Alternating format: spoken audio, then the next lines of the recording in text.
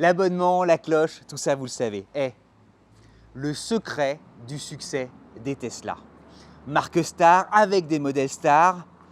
Naturellement, ça tient au fait qu'en s'offrant une Tesla, on s'offre une game changer.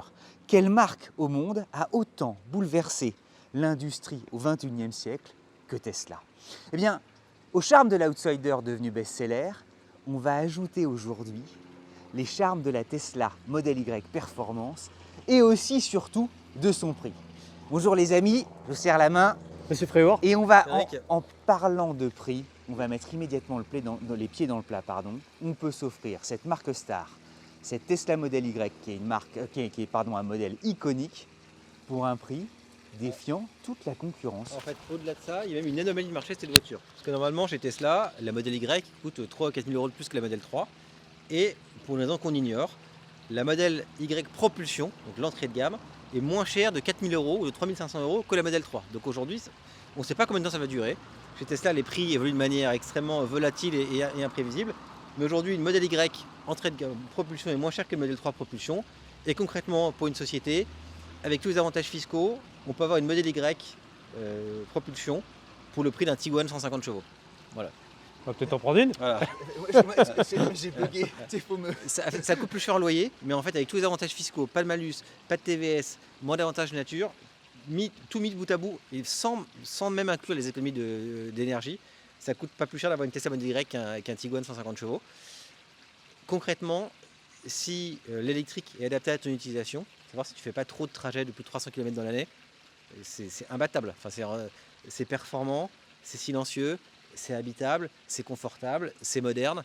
C'est une autre catégorie par rapport à un SUV classique. Voilà, change de monde. Et selon toi, ça ne va pas rester à ce prix-là longtemps. C'est un mouvement de marché à prendre. L'expérience montre que les prix des Tesla évoluent de manière extrêmement importante et imprévisible. Et là, clairement, il n'est pas logique que les modèles Y soient moins chers que la Model 3 moteur équivalent. Donc là, on ne sait pas combien de temps ça va durer. On a compris, Vincent, voilà. on va à ton bureau, tu te débrouilles, donne-les. On va acheter une. En fait, du coup, la propulsion, elle a le bonus écologique de 2000 €. Donc ça c'est valable. Il faut commander avant la fin de l'année pour que ça soit valable, en espérant que d'ici là, Tesla n'ait pas bougé les prix.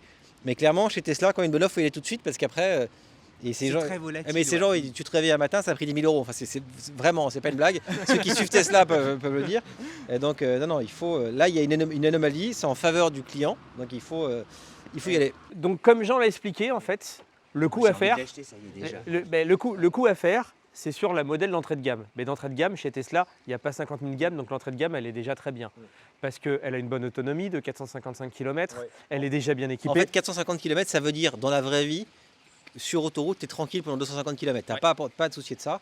Et nous, la vraie question que les gens doivent se poser avant de passer à l'électrique, c'est combien de fois dans l'année je fais plus de 250 km par jour d'une traite? Si c'est moins de 10 fois, c'est tellement mieux que de dire qu'il faut en acheter une. Après, si tout le week-end tu fais 400 km, non. Mais finalement, en réfléchissant, on se rend compte que dans une très grande partie des cas, c'est quand même très pertinent comme choix. Là, on a retenu. On a retenu, comme d'habitude, on se fait plaisir. On a pris celle toute option, la plus puissante, machin, etc. Donc, vous avez trois modèles. Vous avez celle d'entrée de gamme, qui est le modèle Y classique. Vous avez le modèle Y grande autonomie avec le Dual Motors et donc une transmission intégrale. Et vous avez le modèle Y Performance, qui est le modèle qu'on a devant nous aujourd'hui. C'est formidable, on a des Les joies du direct. à côté de nous. C'est génial. Bonjour. Bonjour. C'est deux mondes qui se croisent. C'est extraordinaire. Donc, le modèle Y qu'on a sous les yeux aujourd'hui, le modèle Y Performance, c'est quoi? C'est le 0 à 100 en 3 secondes 7. Je ne sais pas si vous vous rendez compte, pour ceux à qui ça ne parle pas, on vous a fait une petite comparaison. Une Porsche 911 normale, le 0 à 100, c'est 4 secondes 2. Un Lamborghini Urus, Non mais il faut chercher une 911 Turbo S pour y aller. C'est 3 secondes 6. Et là, c'est 3 secondes 7. Tout en conservant une autonomie WLTP, donc avec le vent dans le dos, dans une descente de 514 km, qui, dans une utilisation réelle, en conduite normale, sera plutôt à 400 km. Si tu conduis de façon très souple et très sympa, sera à 420 km. Et un autre truc aussi, parce que maintenant dans les essais, il y a une nouvelle donnée qu'il va falloir qu'on apprenne à parler, c'est le délai de livraison. Oui. Et donc le délai de livraison, même si c'est un peu allongé sur Tesla, il reste globalement très très bon par rapport à la concurrence. Si vous en prenez une comme celle-là, le délai sera très court. Le modèle d'entrée de gamme est un peu plus long, mais c'est très court. C'est maximum 3 mois. C'est entre 1 et 3 mois pour avoir le modèle Y. Et on se fait nos 3 points extérieurs avant Allez, de on y va. démarrer. Qui commence? Jean? Bah, moi je vais commencer. Allez, Vas-y. vas-y, on te suit. Alors, premier point, moi globalement je préfère généralement plutôt les berlines au SUV. Ouais. Et donc je trouve que la modèle Y elle a un style qui est un peu plus lourd que la modèle 3. Et en fait je trouve que sur la version performance c'est pas mal atténué par quelques détails. Et on te suit. Le premier c'est les jantes. Alors qui sont ultra fragiles. Enfin, je ne connais personne qui a une modèle Y qui n'a pas les jantes rayées, enfin, en tout cas qui a la performance. Mais je trouve que les grosses jantes, les étriers rouges et la voiture un peu surbaissée, ça la dynamise beaucoup. Et ça lui va Par vachement rapport bien. à ouais. la modèle Y normale. Le deuxième point, c'est le petit béquet. Et en fait, ce qui permet de reconnaître une performance d'une grande autonomie, c'est le béquet et c'est aussi le dual moteur souligné en rouge. Donc ça, c'est le deuxième point. Et le troisième point, moi, c'est un point Il est en carbone ou pas? Ou oui, il est en carbone. c'est en carbone. Il est en carbone. Et le troisième point qui, moi, me plaît un peu moins pour le coup, c'est que Tesla a récemment changé, enfin remplacé les chromes par du noir, noir un peu mat, que ce soit sur les poignées et sur les entourages de vitres. Et moi, je préférais les anciennes chromées. On est deux. Voilà, mon côté un peu vieille France, je sais pas. Mais bon, voilà, Non, mais on est deux. Moi aussi, j'adorais le chrome. même si sur cette version-là, je dois reconnaître que le noir va pas mal. Ça matche bien. Ce qui est marrant, c'est que moi, je vais rebondir du coup. Je vais C'est faire toi, mes 3 t'adores. points. Parce que moi, d'habitude, je suis dans cette école-là. Je préfère le chrome au noir. Mais là, en fait, moi, je n'aime pas trop les véhicules blancs. Et là, le blanc lui va super bien. Et donc, au contraire, ce rappel de noir qui va super bien avec le blanc, qu'on retrouve là, qu'on retrouve ici, Avec Et sous- l'intégration des et, caméras. et sous les rétroviseurs, je trouve ça super bien. Mon deuxième point, ça va être le diffuseur arrière qui est Pas en de pot noir. d'échappement, évidemment, et tout ça. Ah donc oui, c'est mais je les ai difficile. cherchés, je me suis baissé, je les ai pas trouvés. Non, mais c'est vrai qu'en termes de design, il faut savoir habiller les jupes et tout ça. Et, donc, et ben là, je trouve qu'avec la couleur blanche, ça fonctionne parfaitement. Et je trouve ça très bien. Et je vais te glisser mon troisième point, mais je vais t'en mettre un demi tout le temps parce que sinon tu Ouais, ouais. tu t'ennuies. On commence par les points intérieurs alors. Oui, non, je te fais juste un petit point parce que je vais t'ouvrir parce que j'aime bien ce concept de toit panoramique qui est vraiment énorme. C'est-à-dire qu'il démarre là, en fait, grosso modo, ça démarre là et ça t'amène jusqu'à la fin Ouais, du t'as une véhicule. surface de vitrage. Et ce qui est rigolo, c'est que d'après, je ne sais pas si c'est vrai, mais d'après, c'est la légende, c'est très très solide. En fait, 2 éléphants peuvent se mettre dessus sans que ça rompe. C'est ce qu'ils disent un peu, c'est la légende chez Tesla. Je ne sais pas si c'est officiel, je ne sais pas si c'est officieux. Ouais, c'est Dans les génial commentaires, c'est vous me dites si génial je dis comme des bêtises. anecdote. Mais je crois que c'est ça. Et mon troisième point et demi, parce que sinon il n'y a pas de plaisir, c'est Hugo, qu'en fait, faut que tu ailles nous chercher 2 éléphants. c'est que dans une Tesla, tu n'as pas de poignée à l'intérieur. Pour sortir, tu as un petit bouton. C'est rigolo. Attends, mais du coup, troisième point, 3/4. Si Ouais. le petit bouton ne marche pas, tu es obligé d'avoir une ouverture poignée, ouais, mécanique de et donc tu as secours. une poignée ici. Et on se complète bien. Vous êtes Merci super Jean. fort. Voilà. À toi Cédric. Quand elle est sortie, elle partage avec le modèle 3 ses feux et cette jupe et notamment cette espèce de dessin un petit peu qui est en fait une forme aérodynamique mais qui laissait un peu ouais, on savait pas trop quoi en penser. Et alors moi j'ai le syndrome de Vincent dans 2 ans, c'est-à-dire qu'il faut 2 ans pour s'acclimater. Et bien maintenant je lui trouve que justement ça affirme sa personnalité, ça lui va plutôt pas mal. Alors qu'au départ je trouvais pas le dessin très harmonieux. Et ça me plaît de plus en plus et je me dis ben voilà c'est une vraie Tesla. Et alors à ceux qui sont ingénieurs et tout ça, peut-être que c'est aussi une façon d'amortir le choc et qu'il y a une hauteur minimum pour les crash tests. Et elle est assez bien notée, je crois, en plus dans les crash tests. Elle est très très bien, c'est le propre des plateformes électriques où on peut mettre les renforts quasiment là où on veut sans que le moteur ou des organes mécaniques n'interfèrent. Ce que j'aime aussi beaucoup, c'est le capot, parce que le capot il est simplement bombé. À une époque où il y a beaucoup d'arêtes, tu sais, où on aime bien creuser pour montrer la sportivité et le dynamisme, là il n'y a rien. Et ce rien, moi, me plaît beaucoup. J'ai l'impression que c'est un galet, je trouve ça toujours très maternel. C'est peut-être un petit détail pour vous, mais pour toi ça veut dire Mais beaucoup. Pour moi, ça veut dire beaucoup. Je vois qu'on connaît ces classiques. Hein. Voilà, LTM, non Ah non, c'est pas ça. France Gall. Hein. Et le troisième point, c'est ça. Alors, est-ce que c'est dû justement à l'arrivée de la Gigafactory et au savoir-faire allemand? Mais je trouve que c'est vachement bien. Mais ce C'est qui est plutôt- marrant, c'est Et que ça, nous- je regarde Jean parce que Jean, sur sa Model S, qui est un Teslaman, qui connaît ça par cœur, justement cet alignement-là, Il a toujours été regardé avec une grande précision. C'est mieux, Hein c'est mieux. Tu vois, il me semble, il y a moins de décalage qu'avant. Mais ce qui est Et je marrant, me dis bravo. c'est que je nous revois tous les trois dans une vidéo qui n'est pas encore à l'antenne. On a essayé le Mercedes EQE et on était tous les trois là-bas à se dire « Ah, la qualité de finition, ça ressemble plus à Tesla qu'à Mercedes. » Et là, c'est limite mieux. C'est fou. Non, c'est vrai que c'est fou. Puis alors moi j'aime bien les feux arrière aussi. C'est travaillé malgré tout, il se passe quelque chose. Allez, on prend le volant, on roule. Hein. Allez, En On plus, y va. la performance, si elle accélère comme un Urus, 3 secondes 7, a priori, même moi avec mes ports, je remballe. allez, on se précipite.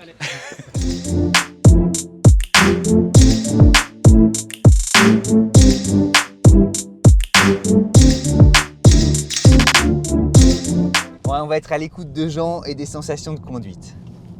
Alors, moi je suis quand même en terrain inconnu. Par rapport à la mienne, on est un peu plus haut, mais tout ce qui est contact de direction, contact d'accélérateur, vitesse d'accélération ou frein. 3.7, c'est comme la tienne? Ouais, je crois que c'est 3.8 la mienne. Donc c'est 3.7, 3.8. Enfin, honnêtement, il n'y a pas de. C'est les mêmes sensations. Alors que pour le coup, la modèle S perf, c'était vraiment encore au-dessus. Et c'était limite, tu te sentais pas bien tellement c'était fort. Et il y a la fameuse plaid. Il y a la plaid qui arrive avec son Et on petit croise une spécial. modèle 3. C'est drôle. Donc ouais, moi, les sensations de conduite, elles sont bonnes. Je trouve que les gens qui critiquent Tesla, il faut qu'ils essayent ces voitures parce que c'est vraiment des voitures agréables à conduire. Des voitures qui sont dynamiques, avec des directions précises, des bons châssis. Alors certes, c'est critiquable sur plein d'aspects, mais sur l'agrément de conduite, c'est vraiment des voitures qui sont agréables, qu'on prend très vite en main. On sent une agilité, Ouais. un dynamisme. Ouais, les voitures, elles sont précises, elles sont très stables. T'as un côté chat, tu Ouais. sais, qui s'agrippe à la moquette et tout, c'est génial. Et moi vraiment, ce qui m'a convaincu de passer à la Tesla, c'est l'essai en fait. J'avais essayé une voiture un peu comme ça pour me dire tiens, je veux pas mourir idiot, donc je vais essayer ça, mais jamais je lâcherai ma BM pour une Tesla. Et j'avais essayé une Model S et j'avais été vraiment. Quand j'étais remonté dans ma voiture, j'avais le sentiment d'avoir une voiture qui avait 15 ans, quoi. C'était vraiment. Et c'est vraiment l'expérience de conduite qui m'avait plu et qui avait pris le pas sur les aspects négatifs que tu peux avoir, notamment sur la partie finition. Après, sur celle-là, moi, j'aime moins le fait qu'il n'y ait rien devant et que tu aies juste cet écran central. Et alors déjà, dans la mienne, il n'y a pas beaucoup de boutons. Celle-là, il y en a encore moins, notamment pour tout ce qui est réglage des rétros. La mienne, c'est encore des boutons à l'ancienne, que je trouve finalement assez pratique. Là, il faut passer par l'écran pour tous les réglages, que je trouve un peu moins pratique. Mais à la conduite, c'est une voiture qui est incroyable. Enfin, c'est ultra agréable. Concrètement, ça a des performances de X3M, Oui, de monuments sportifs à côté. En fait, on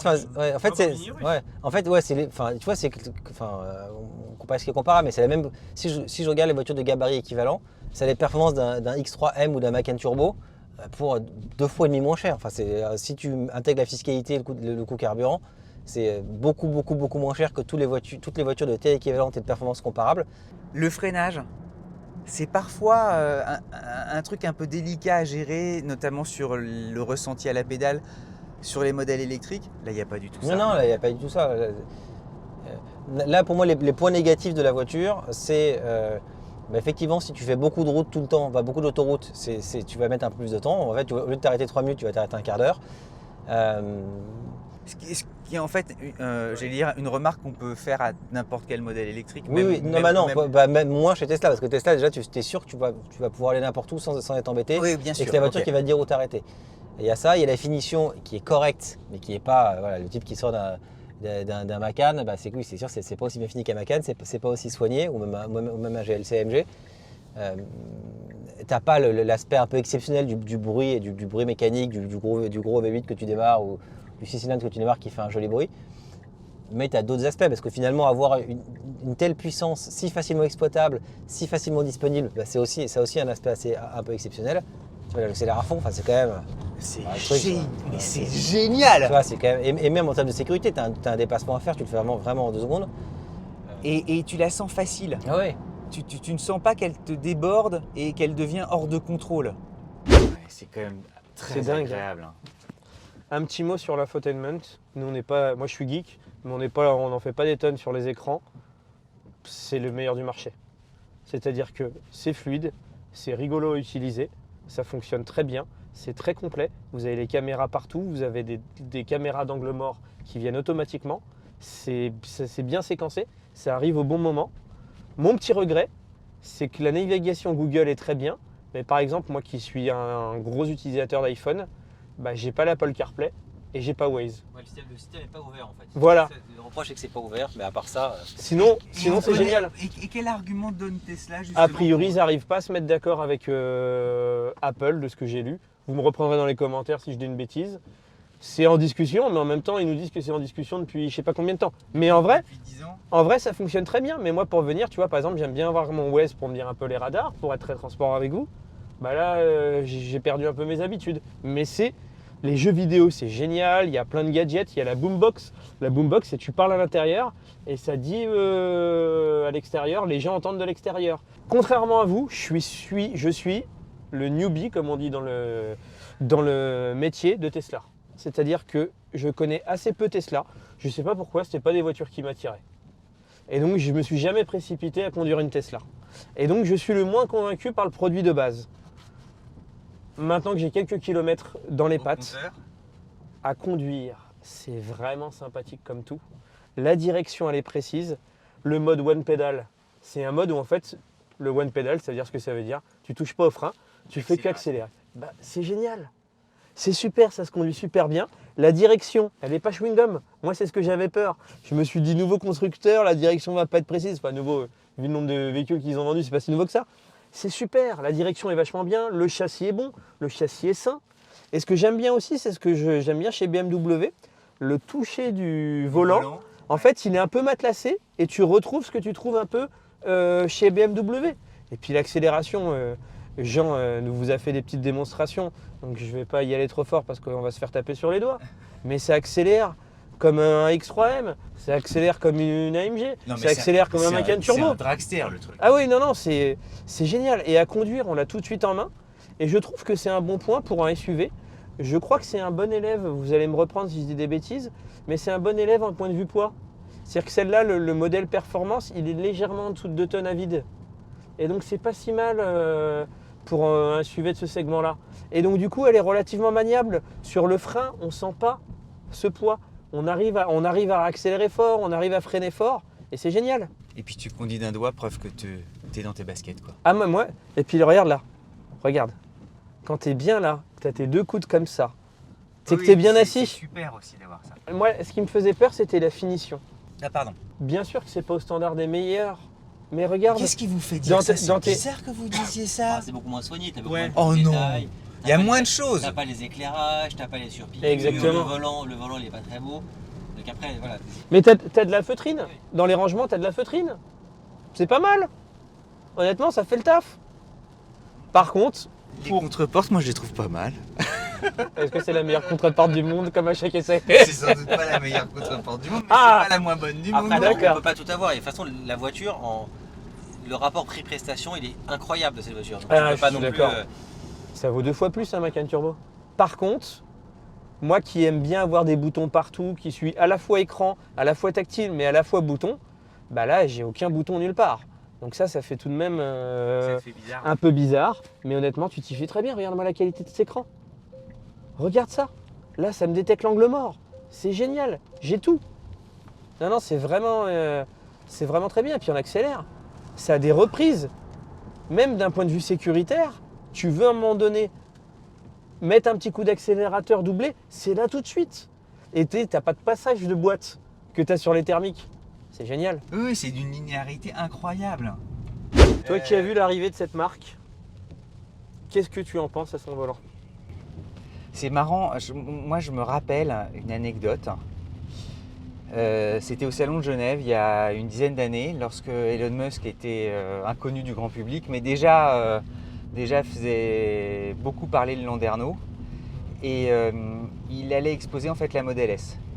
Et son attaché de presse me dit, moi j'adorais cette histoire parce que soudainement on entendait quelqu'un qui disait, après multiples aventures de voitures électriques qui avaient toutes été un fiasco, dire écoutez voilà, moi si je me lance là-dedans, je vous fais un truc qui est l'équivalent d'une voiture thermique. Et ça permettra justement tout à coup d'être une véritable alternative. Si c'est pour faire une voiture qui a 100 km d'autonomie et qui ne dépasse pas 80 à l'heure, ça ne sert à rien. Je me dis merde, le mec il est fort. J'ai tout compris. C'est vachement doué. Et je me suis dit, il faut absolument que je puisse lui parler et que je le rencontre et tout ça. L'attaché de presse que chez lui s'appelle Roberto Toro, qui a dû changer d'industrie et tout ça, en tout cas de crèmerie, me dit, tiens, tu peux passer, il est là. Et à l'époque, un truc incroyable. Je me rends T'as donc parlé à Elon Musk? je me rends donc sur le stand, je vais le voir, on discute et je lui ai fait part justement de. Je lui dis, On parle d'Elon Musk? on parle d'Elon Musk. Mince, je savais même pas. Et tu vois, je te fais part d'un truc. Ouais. Et je lui dis, mais c'est génial, est-ce que vous allez vraiment y arriver? Parce que ça fait rêver tout ça. Et on parle, il me rassure immédiatement, il est complètement, je sens, ultra passionné. Et d'un autre côté, on entendait déjà beaucoup de gens dire, en tout cas dans le microcosme automobile, oh là là, mais c'est un fou, mais il n'y arrivera jamais, et ça sert à rien l'électrique, et tu sais, enfin bref, tout le truc. Et je m'en ouvre à lui, je dis, écoutez, vous savez, vous avez quand même des détracteurs, et comment vous faites, quoi? Et le tout en anglais, et moi je comprends un mot sur trois, hein, tu vois. Donc... et il se tourne et il monte son dos. Je dis, merde, ça doit être mon anglais qui est pourri, j'ai dû louper une vanne. Et je comprends pas, il voit dans mon regard que je comprends pas. Et il me dit, compte le nombre de couteaux que j'ai plantés dans le dos. Rien ne m'atteindra, je resterai toujours debout. Je me suis dit, putain, lui il va aller au bout du truc. Voilà. Franchement, les amis, c'est une chouette. Je savais même pas, moi, c'est Rick qui est mon ami. Ah, Je ne savais même pas qu'il avait à parlé à l'époque, Elon on Musk. pouvait lui parler. Hein. Ouais, mais maintenant, tu peux y aller. Ouais, mais c'est quand même génial. Son anecdote, Elle est très riche, formidable. c'est cool. Ah, je suis C'est ressorti un vrai du- moment d'automobile Ouais, que tu nous donnes là. ouais, je suis ressorti du truc et j'ai Bravo. croisé un confrère dont je tairai le nom au moment où je suis sorti du truc. Alors il travaillait plus, donc. Mais même, je veux pas. Et il m'a dit, ah, tu vas voir des gens comme ça. Genre, Ouais. tu vois, c'est. Enfin voilà, c'était. Et alors, ce qui est intéressant aussi, c'est que le fait que Elon Musk allait se planter, je l'ai entendu et je l'entends encore. Il y a eu des débats sur des plateaux télé, il y a eu, mais tu peux pas t'imaginer le nombre de gens qui l'ont donné mort. Et on est là à bord d'une des meilleures voitures du monde. Et j'aimerais mettre pour finir, parce qu'il est quand même très fort en matière de conduite autonome. Là, les amis, en fait, quand vous avez le petit voyant bleu en haut comme ça avec le volant, c'est que vous avez activé l'autopilote.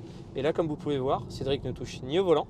Là, Ni au pédale. je laisse mes mains un petit peu comme ceux qui font du spiritisme, tu sais. dit de toucher le volant parce que pour Ouais. vérifier que tu es toujours actif. Voilà, donc là c'est bon, tu peux le lâcher à nouveau. Là, je lâche et vous allez voir, on va passer DS. Normalement, on ne doit pas le faire, hein, mais l'autorisation du truc, et regarde. C'est incroyable l'angle de mise en... Hein. Et tu vois, ce truc, t'as pas de correction, enfin tu vois, t'as pas le sentiment qu'il tire des bords comme ça pouvait être le cas au début avec les autopilotes. Ouais, qui faisait comme à l'aveugle. tu Enfin, sais, qui tape- ouais. le truc est vraiment fluide quoi. Et moi, j'adore ça. Et il tient compte évidemment de la lecture des panneaux. Ça s'adapte et sur l'autoroute, c'est une merveille.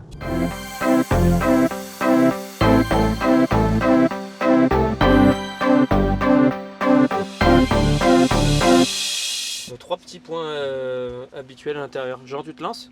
Ouais, alors moi c'est un gros point global. C'est juste qu'on se rende compte de la qualité globale de la proposition. En fait, on est quand même dans une voiture familiale avec de la place pour 3 à l'arrière, un coffre gigantesque, une ambiance, une techno au top. Ouais. Et en fait, quand on réfléchit au fait qu'aujourd'hui ça coûte en coût global pour une boîte le prix d'une 3008 essence, c'est juste incroyable. Donc ça c'est mon premier sujet, le rapport qualité-prix de la voiture. Et là, je trouve que ça saute aux yeux quand elle est à l'arrière. Ça c'est le premier point. Le deuxième point, c'est l'aspect familial de la voiture, qui est son gros point fort par rapport à la Model 3, avec une grande banquette, surtout un grand coffre, maintenant qu'il y a un cache-bagages et un haillon, qui est quand même hyper pratique au quotidien.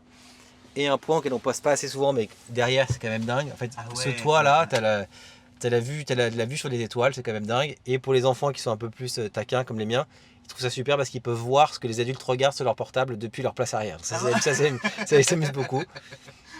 Mais ouais, waouh, quel rapport qualité-prix. Vincent. Moi, ce que j'aimerais avancer comme point, c'est le bois. Je trouve que le bois, j'aime bien. Je sais pas pourquoi, c'est depuis que je suis avec toi. Avant, j'étais moins sensible au bois et maintenant, dès qu'il y a des bois dans une voiture, j'aime bien. Le toit, tu l'as dit, donc je le partage. Je trouve que l'infotainment, nous, dans nos essais, on n'en fait jamais des caisses sur l'infotainment. Et là, l'infotainment, il est bon, réactif, rigolo. Tu as des gadgets qui te font plaisir, qui font rigoler les enfants. Tu as des jeux vidéo, tu as Netflix. Et moi, je trouve ça vachement bien. Et donc, je suis très content de ça. Et mon troisième point, ça va être le volant. Je trouve que le volant est à la fois simple, mais à la fois moderne. il est pas trop grand, il est pas trop petit, il est confortable, t'as des molettes, t'en as pas trop. Et les deux petits boutons, quoi. Et qui te je, servent de- et je trouve, et comme moi j'en fais toujours un 3,5, c'est les sièges. Je les trouve confortables. Le dessin, ils ont pas fait un truc trop torturé, il y en a pas dans tous les sens. Et c'était bien. À toi. Il n'y a pas en fait deux seuls boutons et deux commodos, il y en a 5. Le warning, il est là. Et je le trouve vachement bien intégré. Là aussi, c'est tout simple. Et puis on va rester au plafond. La forme assez rigolote en circonflexe, tu sais, des pare-soleil, moi ça m'amuse beaucoup. Et puis là, il se déplie à l'inverse. Ah, c'est rigolo. Hein, tu vois, c'est des toutes petites choses. Mais voilà. On dirait un protège-tablette d'iPad. Ouais, mais c'est vrai, on dirait tout. Enfin voilà. Et ça, c'est quand même des toutes petites préciosités qui m'amusent beaucoup. J'aime bien aussi le revêtement, tu vois, du plafond, puisqu'on en est là. Et puis après, vous avez tout dit. Il n'y a pas d'aérateurs, mais en même temps, ils sont tous là, puisqu'ils sont horizontaux, ils sont cachés dans la façade avant qu'on voit qu'ils courent sur toute la largeur. Il y a énormément de modernité. Et ça ne vieillit pas. On est tellement bien installé là qu'on On a discuterait pu- pendant c'est- une heure. Attends, je vais juste te montrer un truc Ouais, marrant. montre-nous, Tu vois, ce sera les images de la fin. c'est ça pour finir. Hop, on peut faire. Regarde, pour finir, voilà. Ah, le petit feu de cheminée. Oh, On n'est pas bien là. il y a la petite musique qui va bien. musique de Lover, tu vois. Ouais. Ah, c'est génial. La petite cloche, vous vous abonnez, c'est important pour nous. Le petit commentaire qui va bien, l'algo, la bise à mamie. Et puis si ceux qui ont envie de rejoindre, on a le club pour le prix d'un café. Et on fait tout ça avec joie, sans obligation. Et on se voit de manière dans 2-3 jours, vu notre rythme, pour une prochaine vidéo. Et le feu qui crépite. À très vite. J'ai juste envie d'une tisane en fait. Ça met le chauffage en plus. Hein. Et bah tu vas pas avoir une tisane parce que moi, après un essai, je t'amène au McDo. Donc ça sera un McDo. Allez, à bientôt les amis. À bientôt.